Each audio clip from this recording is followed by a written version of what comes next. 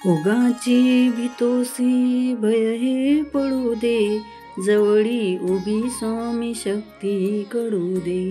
जगी जन्म मृत्यू असे खेळ ज्यांचा, नको घाबरू तू असे बाळ त्यांचा.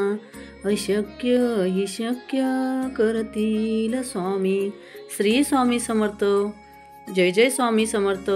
आजचा दिवस तुमचा छान स्वामीमय हो, ही मी स्वामी महाराजांच्या चरणी आणि गुरु महाराजांच्या चरणी प्रार्थना करते. तर बघा ना, आपण सर्वजण नेहमी स्वामी केंद्रात जात असतो, महाराजांना मुजरा करत असतो, परत आरती करत असतो आणि आपल्या मार्गाला लागतो. पण कधी आपण महाराजांच्या फोटोकडे लक्ष देऊन पाहिलं आहे का की या फोटोमध्ये किती वेगवेगळ्या प्रकारच्या शक्ती लपलेल्या आहेत? नाही ना. तर आपण महाराजांकडे फक्त महाराजांच्या डोळ्यांमध्ये डोळे घालून आणि नजरेमध्ये नजर घालून बघतो, पण आपल्याला दिसत नाही. जर आपण महाराजांचे मस्तक पाहिले तर त्यांच्या मध्यभागाला ब्राह्मरंध्रा म्हणतात. आता ब्राह्मरंध्रा म्हणजे काय? तर महाराजांनी भगवान शिवांना धारण केलेले एक स्थान आहे. त्यानंतर पुढे जाऊन महाराजांच्या फोटोकडे बघितलं तर महाराजांच्या छातीचे वर्णन केले तर ते स्त्री स्वरूपात आहे, कारण तेथे आदिमाया आदिशक्ती आई साहेब स्थापित आहेत.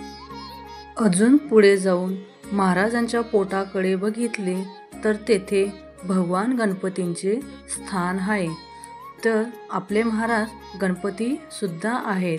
त्यानंतर पुढे जाऊन बघितले तर महाराजांचा डावा खांदा उजवा व डावा खांदा उंच व उजवा खांदा खाली आहे.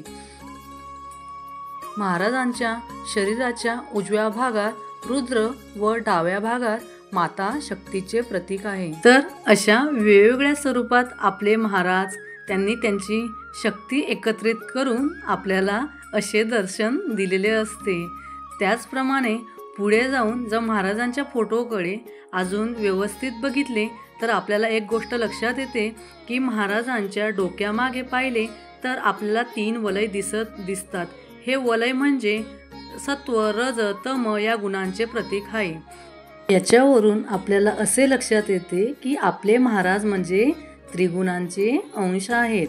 महाराजांच्या उजव्या पायाचा अंगठा बाहेर आहे, कारण त्या अंगठ्याची पूजा करणे म्हणजे 33 कोटी देवांची पूजा करणे आहे. जर महाराजांचा चेहरा पाहिला तर त्यात आपल्याला भगवान मारुती यांचे रूप दिसते. तर अशा प्रकारे आपले हे महाराज आहेत आणि हे फक्त आपले महाराज नसून आपले सगळे सर्व जेवढे देव आहेत, ज्या देवांची आपण पूजा करतो, त्या सर्व देवांनी बनलेली शक्ती म्हणजे आपले महाराज आहेत.